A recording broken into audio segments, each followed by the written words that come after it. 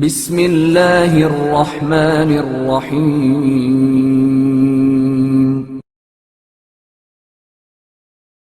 سفر کے آداب۔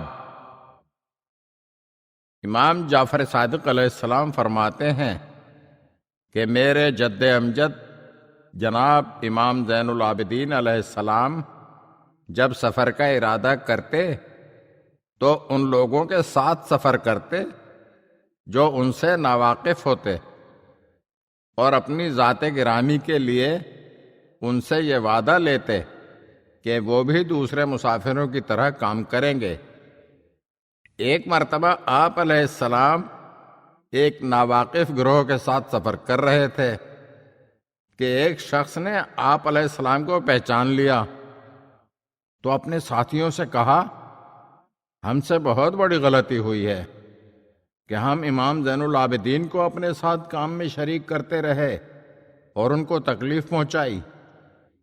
یہ سن کر تمام ساتھی آپ کے پاس حاضر ہوئے اور آپ کے ہاتھوں کا بوسہ لینے لگے اور معذرت کر کے کہنے لگے، خدا را آپ ہمیں معاف کر دیں، ہم نے آپ کو پہچانا نہیں تھا، ورنہ ہم آپ کو کسی کام کے لیے زحمت نہ دیتے۔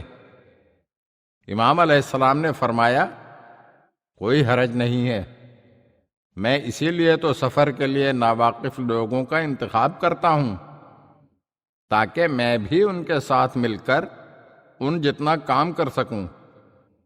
میں دوران سفر ہرگز یہ پسند نہیں کرتا کہ میں اپنے ساتھیوں پر بوجھ بنوں۔ اگر آپ ہمارے چینل کی نئی ویڈیوز دیکھنا چاہتے ہیں تو ہمارے چینل کو سبسکرائب کریں اور گھنٹی کے بٹن کو دبائیے تاکہ ہر آنے والی ویڈیو آپ کو جلد موصول ہو سکے۔ اور ہاں، لائک اور شیئر ضرور کیجیے اور اپنے قیمتی کمنٹ سے ہمیں آگاہ کیجیے۔ شکریہ۔